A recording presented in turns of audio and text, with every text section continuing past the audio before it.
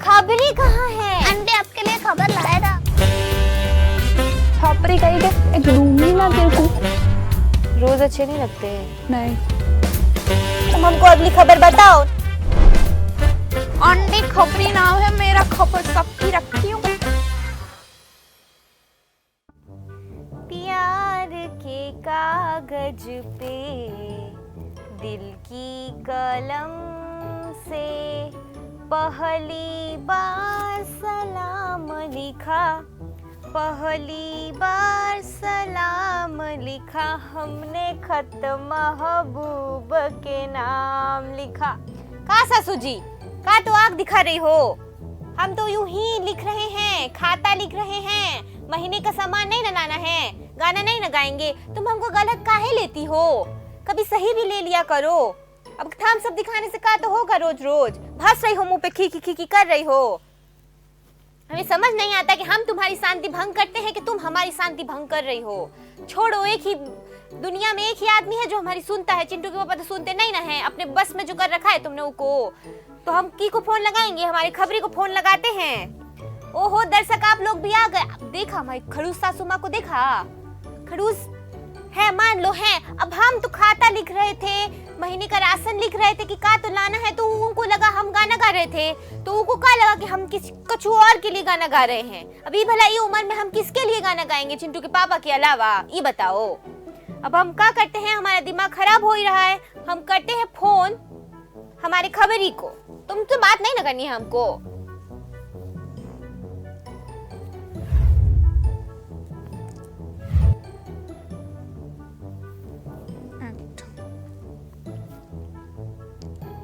अरे आंटी, का रे खबरी, का तो कर रहे हो? बस ऐसे ही खबर निकालने आए थे थोड़ी। और ये का बने हो? आज सरदार जी बने हो का? बिल्कुल आंटी, कैसे लग रहे एकदम? सत श्री अकाल, सत श्री अकाल जी। वाहेगुरु जी जा सॉरी माफ कीजिएगा।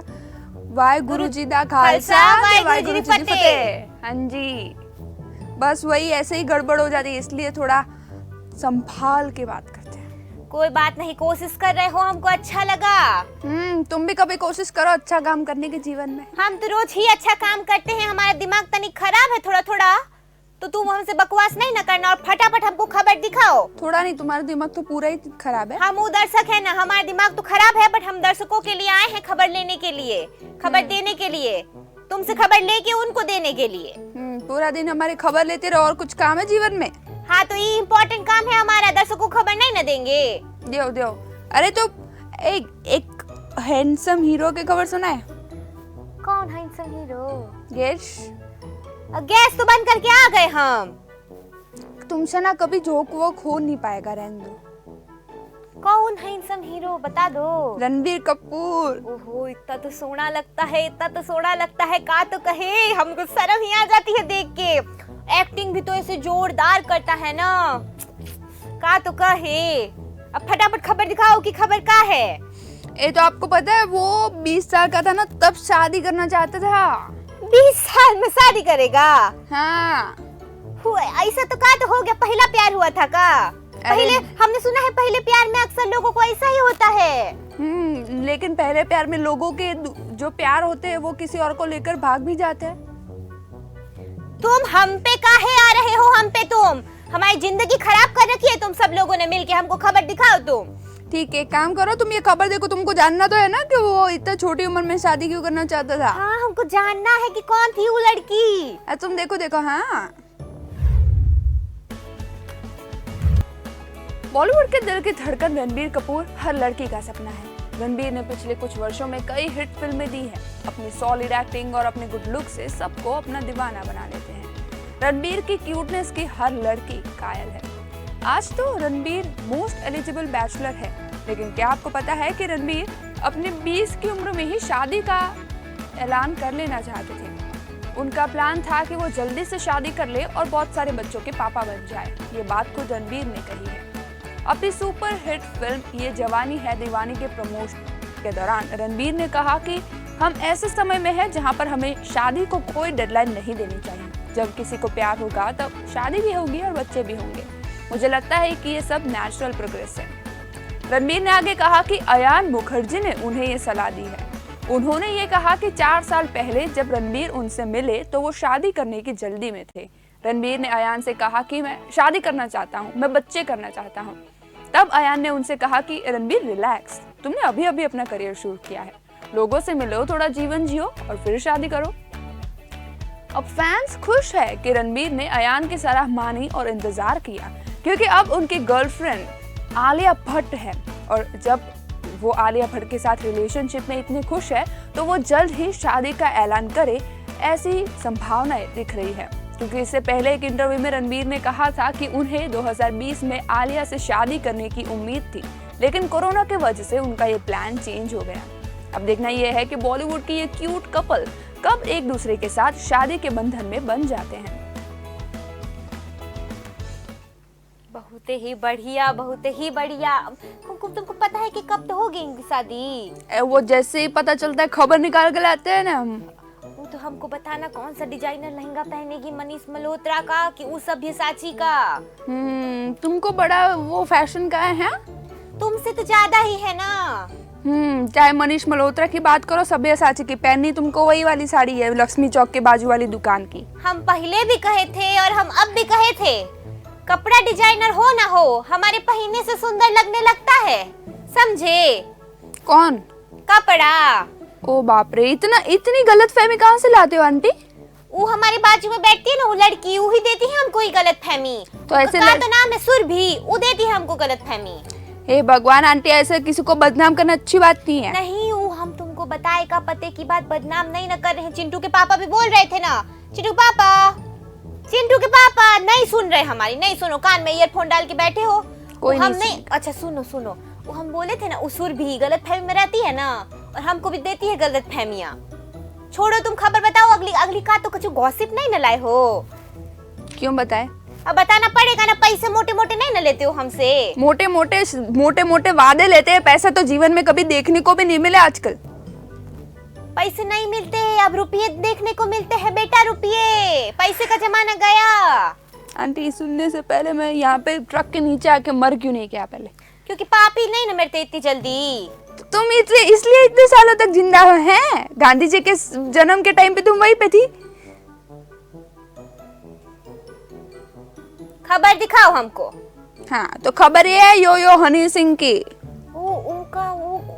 उसकी पत्नी का जो हुआ था ना, उनका क्या हुआ आगे? उसके वो तो चल रहा है केस, लेकिन उसके बाद उन्होंने वो किया ना, एक नया गाना अनाउंस किया है। का तो बात कर हो? हाँ, तो वो तुम खबर सुनो कि एकदम रॉकिंग लोगों के साथ वो नया गाना ला रहे हैं। हमें तो पता ही नहीं था। चलो दिखाओ फटाफट खबर देखो। हाँ, रैपर यो हनी सिंह ने हाल ही में अपने नए प्रोजेक्ट की घोषणा की है। पत्नी शालिनी तरवार के घरेलू हिंसा के आरोपों के बाद उनका ये पहला प्रोजेक्ट है।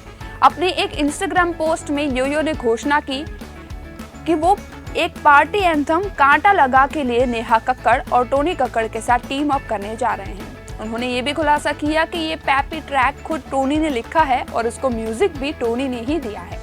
जब पार्टी सॉन्ग्स की बात आती है तब नेहा, टोनी और हनी का नाम सबसे पॉपुलर सिंगर्स में एक लिया जाता है। जब ये तीनों एक साथ काम करने जा रहे हैं तो लोग काफी एक्साइटेड है। योयो ने अपने इंस्टाग्राम हैंडल पर एक वीडियो शेयर किया जिसमें अपने फैंस को हनी सिंह ने कहा कि तैयार हो जाओ। उन्होंने लिखा, साल के सबसे बड़े कोलैब के लिए तैयार हो जाओ, जल्द आ रहा है @Daisy music factory Neha Kakkar और टोनी कक्कड़ के साथ एक अल्टीमेट पार्टी एंथम कांटा लगा। माना जा रहा है कि ये गाना अब तक का सबसे बड़ा पार्टी एंथम बन सकता है। इस कोलैबोरेशन के बारे में बात करते हुए देसी म्यूजिक फैक्ट्री के अंशुल गर्ग ने कहा कि उन्हें ये घोषणा करते हुए खुशी हो रही है कि 3 सबसे पसंदीदा हिट मेकर्स उनके पार्टी एंथम कांटा लगा के लिए हाथ मिलाएंगे। उन्होंने कहा कि वो इस गाने के साथ इंडिपेंडेंट म्यूजिक सीन में एक और धूम मचाने की उम्मीद करते हैं। हनी सिंह ने यह अनाउंसमेंट करने के 20 दिन पहले ही अपनी पत्नी के द्वारा लगाए गए सभी आरोपों का खंडन किया है। अब देखना यह है कि इस ट्रैक से योयो, नेहा और टोनी कक्कड़ क्या धमाल मचाते हैं।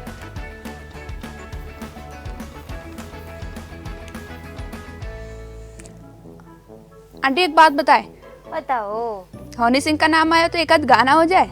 हम भी यही सोच रहे थे, हमारे तो मन की बात छीन ली तुमने। देखा देखा, नाम खबरी है, खबर सबकी रखता हूँ। मन की खबर नहीं ना रखते हो किसी की। अरे आजकल मन से भी खबरें चुराना सीख लिया, थोड़ा ऐसे वशीकरण सीख रहे हैं हम। वसीकरण हुआ, वसील से तो नहीं ना सीख रहे हो। हे भगवान आंटी, क्या खराब जोक मारते हो, तुमको गाना गाना है कि नहीं? हाँ गाना है, वो वसीला का है ना भाई, वर्सील, वो करता है वसीकरण। हे भगवान, तुमको गाना गाना हाँ, गाओ, गाना है, गाना हम तुमको बता रहे हैं, पहले बताओ गाना क्या गाना है। तुम सोचो कोई सा अच्छा। अब हमको ये उम्र में कौन से यो यो गाने आएंगे का, यो यो गाने तुम ही बताओ। कौन सा? उसके सारे गाने इतने पंजाबी में होते हैं ना, आता भी नहीं है ना आंटी। एक काम करो, तुम ये खबर सुन के उसके बाद तुम गाना गाना, ठीक है? नहीं हम गाएंगे तो अभी ही। तो गाओ ना। वो ब्लू ब्लू आईज का था वो। ब्लू आईज हिप्नोटाइज तेरी कर दिए मैनू, इस छोटी ड्रेस में बॉम्ब लग रही मैनू। गाओ। अब हमको नहीं आता है, ये उम्र में इसे गाने गाएंगे, बॉम्ब बॉम्ब लग दिया, अच्छा शोभा देगा का? इससे बेहतर है कि खबर दिखा दो तुम हमको। हाँ तो खबर किसकी देखेंगे? अभी अमिताभ बच्चन जी की तो रिस्पेक्ट से बात करते हैं ना। हो, शहंशाह की खबर लाए हो? शहंशाह की। हाँ शहंशाह की। शहंशाह की। शहंशाह की। कोई ना, छोड़ो। अरे आपको पता है वो इतना मेहनत तो करते हैं, मैंने बताया था ना, इतने इतने घंटे रिहर्स करते हैं। हाँ हाँ। हाँ तो उसके बाद भी पता है राइटर भी बन चुके हैं अमित जी। ओहो, अभी वो की तो वो अभी आई है ना चेहरे फिल्म। हाँ फिल्म, चेहरे फिल्म। हाँ तो बस उसी से रिलेटेड कुछ खबर है, आप देखो आंटी, मजा आ जाएगा एकदम। दिखाओ दिखाओ। तुम देखो। फिल्म चेहरे के लिए राइटर बने अमिताभ बच्चन। जी हाँ, सही सुना आपने, उन्होंने ही फिल्म में एक्टिंग तो की ही है, लेकिन साथ में अपना मोनोलॉग भी खुद लिखा है। फिल्म के प्रोड्यूसर आनंद पंडित ने बताया कि अमिताभ बच्चन ने फिल्म में मोनोलॉग लिखा है, साथ ही में उनके इसके लिखने के पीछे का कारण भी बताया। उन्होंने कहा कि अमिताभ बच्चन इस फिल्म में एक मैसेज ऐड करना चाहते थे, इसीलिए फिल्म की शूटिंग पूरी होने के बाद उन्होंने मुझसे कहा कि आनंद भाई, सेट को 2 दिन ऐसे ही रहने दो, क्योंकि मैं फिल्म में कुछ और डालना चाहता हूँ। और वो अपनी वैन में बैठकर लिखने लगे। फिर आखिरी दिन उन्होंने 1 टेक मोनोलॉग दिया, जो 14 मिनट लंबा टेक था। पूरी यूनिट खड़ी हो गई और उन्हें स्टैंडिंग ओवेशन दिया। बता दें कि उन्होंने फिल्म में मोनोलॉग लिखने का कोई क्रेडिट नहीं लिया है। श्री बच्चन को टीवी शो एक्स्ट्रा फोर्स के लिए एक लेखक के रूप में क्रेडिट दिया गया था, जो 2016 में बनी एक एनिमेटेड वेब सीरीज थी। फिल्म की स्टोरी की बात करें तो ये एक थ्रिलर है जिसमें कोर्ट रूम ड्रामा दिखाया गया है। अमिताभ बच्चन द्वारा निभाए गए एक रिटायर्ड वकील की कहानी है, जो एक पहाड़ी इलाके में एक बंगले में रहते हैं। उनके 3 और वकील दोस्त हैं, जिसमें public prosecutor Amitabh Bachchan, defence lawyer Annu Kapoor, दुत्मान चटर्जी जज और रघुबीर यादव प्रोसिक्यूटर हरिया जाटव की भूमिका में है। उनकी मुलाकात एक एड एजेंसी के मालिक, जो कि इमरान हाशमी है, उनसे होती है और वकील एक खेल खेलना शुरू करता है, जिसके लास्ट में न्याय होता है। फिल्म में एक मोड ऐसा आता है जब एड एजेंसी का मालिक खेल छोड़ने की कोशिश करेगा, लेकिन क्या वो खेल को बीच में छोड़कर भाग सकता है? इसका पूरा जवाब तो आपको फिल्म देखने के बाद ही मिलेगा।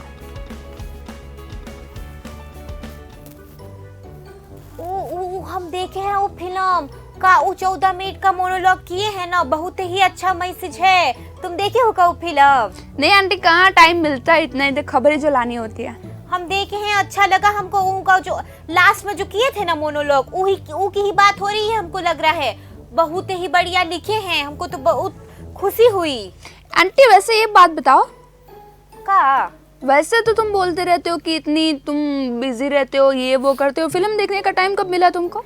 वो फिल्म हम कहे थे ना कि आज हम पिकनिक जाने वाले थे, कल कहे थे ना हम पिकनिक गए थे ना, तो वो बस का हम मिनी बस किए थे सब। तो मिनी बस में जब बैठे थे और पिकनिक की जगह पर पहुंचने के बीच का जो समय था ना, उस समय पे देखे थे हम। आंटी तुमको शर्म नहीं आती ऐसे वो फोन में देखते हुए? लोग इतनी मेहनत करके थिएटर में रिलीज करते हैं। तो समय नहीं ना था, और फिर नई मूवी आई तो हमको तो ऐसा मन हो गया कि नहीं ना, हमको तो देखनी ही है। बहुत गलत चीज है आंटी, बहुत गलत चीज है, ऐसे तुम अन्याय कर सकते। वाह वाह, क्या ज्ञान की बात की याद तुमने। खबर दिखाओ ना आगे कि हमको टाइम पास का है तो कर रहे हो। आंटी ऐसी बात करोगे ना तो तुमको रिप्लेस करना पड़ेगा। का तो करना पड़ेगा? रिप्लेस, जैसे तुम हमको रोज रिप्लेस करने की बात करते हो कि और नया खबरी लाना है, दूसरा लाना है। लाओ लाओ लाओ, दूसरी आंटी लेके आओ, ठीक है, हमको कछु दिक्कत नहीं ना है। आंटी इससे नहीं होता, नए लोग इतना जल्दी सूट नहीं सुनो, होते। एक लाइन बोलेंगे तुमको हम अब। जाते नहीं कहीं रिश्ते पुराने, किसी नए के आ जाने से। जाता हूँ मैं तो मुझे तू जाने दे, क्यों परेशान है मेरे जाने से है? तुम खबर सुनाओ ना। हाँ तो रिप्लेसमेंट, अरे रिप्लेसमेंट की बात हो रही थी तो एक और रिप्लेसमेंट की बात बताए। का? पता है श्रद्धा कपूर को कियारा ने रिप्लेस कर दिया है। कौन सी मूवी में? एक इसके साथ, कौन सा है अपना, कार्तिक आर्यन के साथ। ओहो। हाँ तो खबर बड़ी इंटरेस्टिंग, और उसका जो रीजन है ना, श्रद्धा कपूर की फीस है, इतनी सारे पैसे मांगे थे उसने। हाँ तो काम करेगी तो पैसे तो मांगेगी ना। लेकिन इतने नहीं मांगने चाहिए, आप खबर देखो आपको पता चल जाएगा।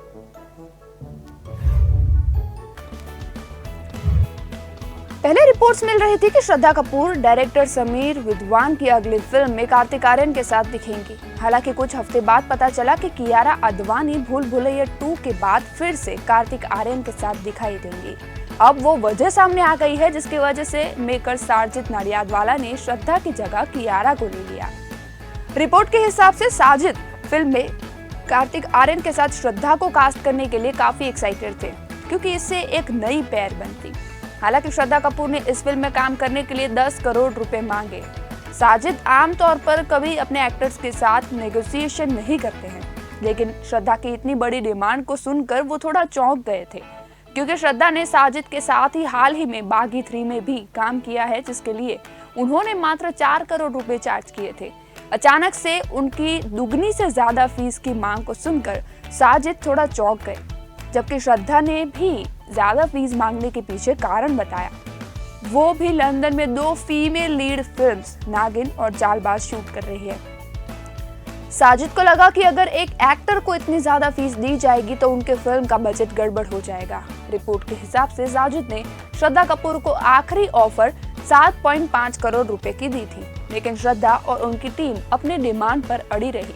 साजिद ने फिर श्रद्धा को छोड़ कियारा आडवाणी को साइन करने का फैसला किया, जो अभी काफी अच्छा काम कर रही है। इस रोल के लिए कियारा ने सिर्फ 3.5 करोड़ रुपए चार्ज किए। साजिद नाडियाडवाला को इंडस्ट्री के सबसे दिलदार प्रोड्यूसर्स में से एक कहा जाता है, जो अपने एक्टर्स के साथ बहुत अच्छा बिहेव करते हैं और उनके सभी मांगे पूरे करने का ट्राई करते हैं। हालांकि इस बार उन्होंने महसूस किया कि श्रद्धा ने जो फीस मांगी थी वो बहुत ज्यादा थी, इसलिए उन्होंने कियारा को कास्ट किया। हालांकि उन्होंने कियारा को भी ज्यादा ही पे किया है। कियारा आमतौर पर एक प्रोजेक्ट के लिए 2 से 2.5 करोड़ रुपए चार्ज करती है, लेकिन साजिद खुश है कि वो कियारा के साथ ज्यादा फीस देकर भी काम करने जा रहे हैं।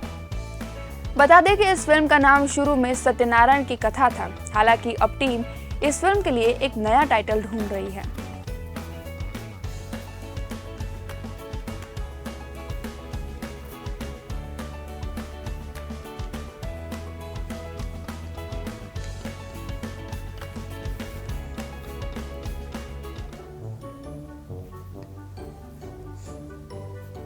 लो कर लो बात, इतने पैसे का सुन के हम तो शौक ही हो गए थे।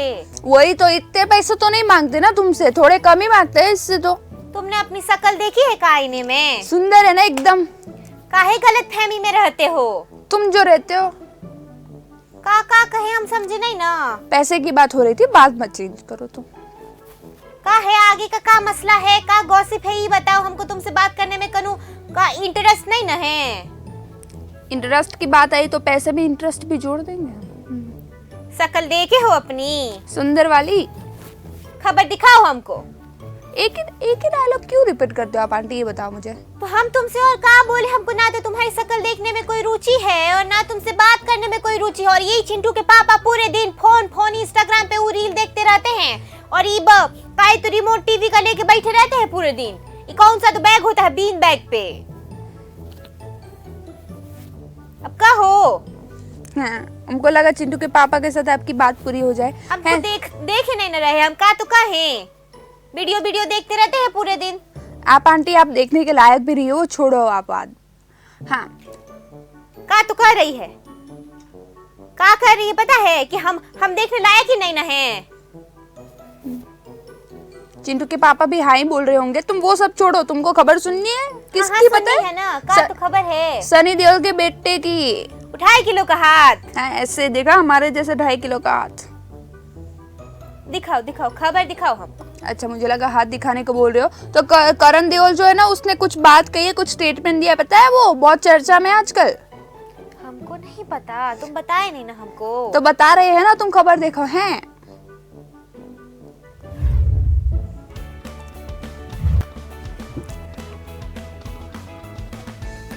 पहले का टाइम कुछ और था और कुछ और है। तब से लेकर अब तक हमारे हिंदी सिनेमा में काफी बदलाव आए हैं। उसी बारे में एक्टर करण देओल ने भी अपनी बात रखी है। उनके मुताबिक जब से उनके दादा धर्मेंद्र और पिता सनी देओल ने फिल्मों में शुरुआत की थी, तब से चीजें काफी बदल चुकी है। बता दें कि हाल ही में करण ने एक इंटरव्यू के दौरान कहा कि डैड और दादा दोनों के टाइम बिल्कुल अलग था और अभी के टाइम में बहुत सारे दूसरे प्लेटफॉर्म भी है। एक्टर के तौर पर आप एक ब्रांड हो, आप खुद को वहां पर एक कमोडिटी की तरह बेच रहे हो, सोशल मीडिया पर खुद को प्रमोट कर रहे हैं। उनके टाइम में सोशल मीडिया का इतना प्रभाव नहीं था। अपने फैन से जुड़े रहने के लिए उस समय पे तरीके कुछ अलग थे। उन्होंने आगे कहा कि आपको वैसे ही रहना चाहिए जैसे आप हो, ना कि वो बनो जो आप हो ही नहीं। मुझे ऐसे काम करना नहीं पसंद जो मुझे अनकंफर्टेबल लगे और मुझे सूट ना करे। आपकी पर्सनालिटी जैसी है वैसी ही दिखनी चाहिए। आप अपने बारे में झूठ नहीं बोल सकते। साथ ही में उन्होंने उस एडवाइस के बारे में भी बताया जो उनके दादा यानी धर्मेंद्र ने उनके करियर के लिए दी थी। करण ने कहा कि दादाजी ने मुझे कहा कि उनकी एज में वो अभी भी सीख रहे हैं। उन्होंने मुझे मेरे चारों ओर जो भी हो रहा है उसे ऑब्जर्व करने के लिए कहा। आप कभी नहीं जानते कि आप एक दिन क्या सीख सकते हैं और कोई इंटरेस्टिंग कैरेक्टर को कैच कर सकते हैं और बाद में इम्प्लीमेंट कर सकते हैं। हमारी लाइफ में हम सब फंस चुके हैं क्योंकि हम अपने चारों ओर देखना और ऑब्जर्व करना बंद कर दिया है।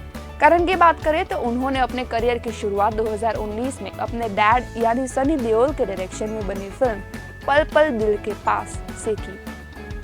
फिल्म ने बॉक्स ऑफिस पर कुछ खास धमाल नहीं मचाया, लेकिन अभी करण देओल कुछ और प्रोजेक्ट के ऊपर ध्यान दे रहे हैं। हो सकता है कि वो बहुत जल्द किसी बड़ी प्रोजेक्ट की अनाउंसमेंट करें। हम तो इतना देखे नहीं थे, तो बहुत क्यूट लगता है ना। है तो वो तो है आंटी। हाँ, हमारा तो बेटी नहीं ना है, उन्हें हम शादी करा देते। आंटी आप एक काम क्यों नहीं करते, मैट्रिमोनियल साइट खोल दो आप। हैं? तो क्या बच्चों की शादी का नहीं ना सोचें? इतना तुम्हारी तो शादी नहीं ना हो रही है, तो क्या हमारे बच्चों की भी शादी नहीं ना होगी? आंटी ऐसे दुखती नस पे हाथ मत रखो तुम। तो हरकतें ठीक करोगे ना अपनी तो कुछ होगा नहीं। थोड़ा ढंग के इंसान बन जाओगे ना तो अपने आप शादी हो जाएगी। इंसान बनने के बाद आप तो मत ही करो बिल्कुल।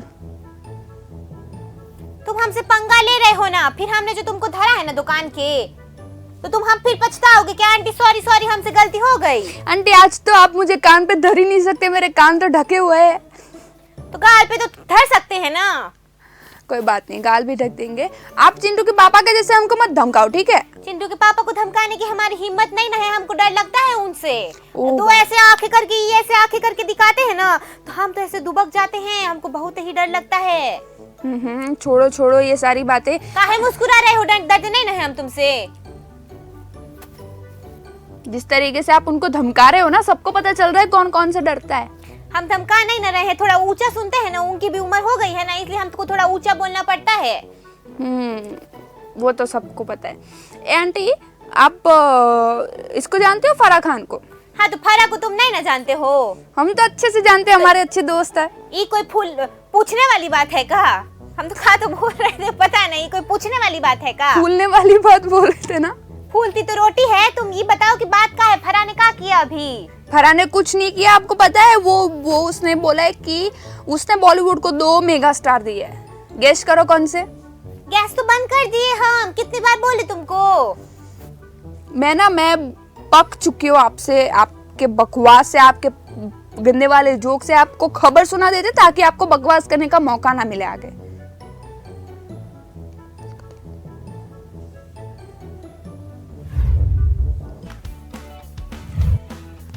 फराह खान फिल्म इंडस्ट्री में सबसे बड़े फिल्म मेकर्स में से एक हैं और उन्होंने कई एक्टर्स को फिल्मी दुनिया में अपना पहला कदम रखने के लिए मदद की है।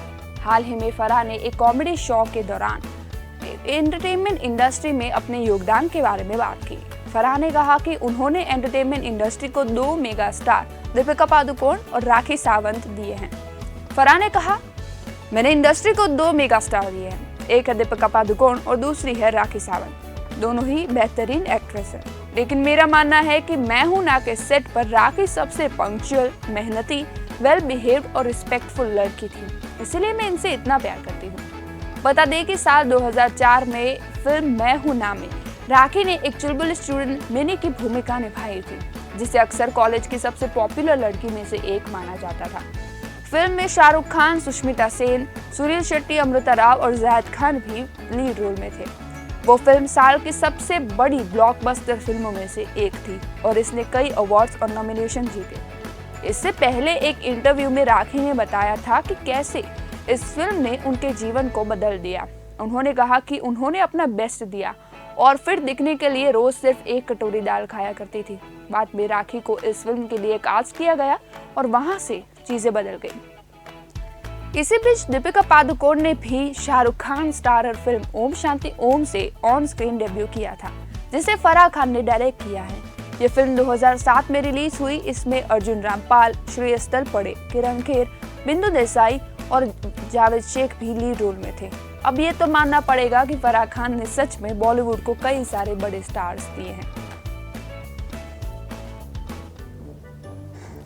बहुत ही बढ़िया दिए तो हैं, ई तो हम कहते हैं। ऊ का तो गाना था, ऊ का ऊ उड़े उड़े सनन सनन ऊ में था का? हाँ, चले जैसे हवाएं सनन सनन। तो गाओ। नहीं, ऊ चिंटू के पापा है ना, ऊ के सामने हम नहीं न गाते गाना, अच्छा नहीं न लगता है। पहले चिंटू के पापा नहीं थे, तिवारी जी थे। क्या कर रही हो? कुछ नहीं, पहले चिंटू के पापा नहीं थे। पहले भी चिंटू के पापा ही थे। तिवारी जी हमारे दोस्त है, तुमको समझ नहीं ना आती है का 90-20 में जी रहे हो का? एक लड़का लड़की दोस्त नहीं ना हो सकते? बिल्कुल हो सकते हैं आंटी, वो तो तुम्ही जैसे लोगों की ना सोच की वजह से ना, का तो बोले हम समझ जाओ आगे। भूल गए क्या बोल रहा है? तुम ही जैसे लोगों की सोच की वजह से है ना बहुत प्रभाव पड़ता है लोगों के जीवन में। मतलब आप मानते हो कि मेरा प्रभाव लोगों के जीवन में पड़ता है? हमने कहा तुम जैसे लोगों की सोच की वजह से। शर्म नहीं ना आती है? छोड़ो। अच्छा, मैं हूं ना की बात हो रही थी, शाहरुख खान की खबर सुनोगे? का किया शाहरुख जी ने? शाहरुख जी ने ओवर एक्टिंग की है। वो का बकवास कर रहे हो? शाहरुख जी ओवर एक्टिंग नहीं ना करते हैं का? पागल हो गए हो का? मारेंगे तुमको लोग। किसी फैन को मत कहना उनके, वो आके डंडे से मारेगा। इसी को कह दे। खबर दिखाओ हमको। हाँ, तो शाहरुख खान जो है ना, शाहरुख की दीवाना फिल्म के बारे में भला कौन नहीं जानता। बॉलीवुड के किंग ऑफ रोमांस कहे जाने वाले एक्टर शाहरुख खान ने ऋषि कपूर के साथ फिल्म दीवाना से डेब्यू किया था। ये मूवी 25 जून 1992 को रिलीज हुई थी। लेकिन क्या आपको पता है कि खुद शाहरुख खान ने क्या कहा है इस मूवी के बारे में? चलिए आपको बताते हैं। एक बार अपने फिल्म दीवाना में अपने परफॉर्मेंस को खुद शाहरुख खान ने भयानक कहा था और जब उन्होंने खुद को स्क्रीन पर देखा तो उन्हें हैरानगी महसूस हुई। उन्होंने ये भी कहा कि उन्होंने उसमें ओवर एक्टिंग की थी। बता दें कि एक इंटरव्यू के दौरान शाहरुख ने कहा कि मुझे खुशी है कि फिल्म ने इतना अच्छा परफॉर्मेंस किया है, लेकिन मुझे नहीं लगता कि मैंने इसकी सफलता में किसी भी तरह का योगदान दिया है। मेरा परफॉर्मेंस भयानक था, लाउड, वल्गर एंड अनकंट्रोल्ड। मैंने उसमें ओवर एक्टिंग की थी और मैं इसकी पूरी जिम्मेदारी लेता हूँ। लेकिन ऐसा तब होता है जब आप बिना ग्राफ के काम करते हैं। मेरे पास स्क्रिप्ट भी नहीं थी। मुझे फिल्म की शूटिंग बहुत बाद में शुरू करनी थी, लेकिन फिर मेरे कुछ दूसरे शेड्यूल कैंसिल हो गए और मैंने इस फिल्म को अपनी डेट्स अलॉट कर दी। मैं अपना सबसे खराब आलोचक हूँ और जब मैंने खुद को स्क्रीन पर देखा तो मैं चौंक गया कि ये सरप्राइजिंग नहीं है कि लोगों ने मुझे इस फिल्म में कैसे पसंद किया। शायद ऐसा इसलिए है क्योंकि मैं एक नया चेहरा था। ये ऐसा परफॉर्मेंस नहीं है जिसे मैं रिपीट करना चाहूँगा या फिर याद रखना चाहूँगा। साथ ही में जब शाहरुख खान से पूछा गया कि क्या इस फिल्म की सफलता के लिए उनका म्यूजिक जिम्मेदार है, तब उन्होंने कहा, बेशक, काश लोग कह पाते कि फिल्म का संगीत अच्छा है, लेकिन शाहरुख बेहतर है। लेकिन दीवाना में संगीत ने सबसे अच्छा स्कोर किया है, जिसका क्रेडिट डायरेक्टर राज कंवर को सॉन्ग पिक्चराइजेशन के लिए देना चाहिए। दिव्या भारती, देवेन वर्मा, अमरीश पुरी और ऋषि कपूर ने भी इस फिल्म में अच्छा परफॉर्मेंस किया, ऐसा मानना है शाहरुख खान का। उनका कहना है कि अगर फिल्म याद आएगी तो ये नदीम श्रवण की वजह से ही होगी। बहुत सारी फिल्में उनके म्यूजिक के कारण चल रही है। शाहरुख खान के करियर की बात करें तो उन्होंने टेलीविजन पर 1989 में शो फौजी से शुरुआत की, जिसमें उन्होंने अभिमन्यु राय की भूमिका निभाई। इसके बाद उन्होंने सर्कस, इडियट, उम्मीद और वागले की दुनिया में भी एक्टिंग की। साथ ही में शाहरुख खान ने बाजीगर, डर, दिलवाले दुल्हनिया ले जाएंगे, दिल तो पागल है, स्वदेश जैसी कई सुपरहिट फिल्में दी है। इसके बाद ये लिस्ट लंबी चलती जा रही है और आज तक शाहरुख खान कई सुपरहिट फिल्में लगातार देते जा रहे हैं। फिलहाल उनके काम की बात करें तो आखिरी बार उन्हें आनंद एल राय द्वारा डायरेक्ट की गई फिल्म जीरो में देखा गया था। अब वो फिल्म पठान की शूटिंग कर रहे हैं, जिसमें दीपिका पादुकोण और जॉन अब्राहम भी लीड रोल में उनके साथ नजर आएंगे।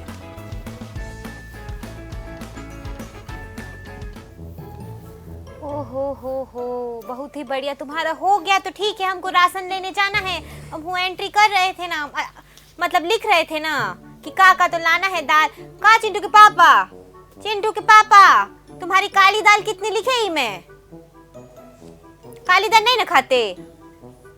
दाल दाल तो दाल मखनी बनाने के बाद बोलेंगे ना, बनेगी तो काली दाल से ना।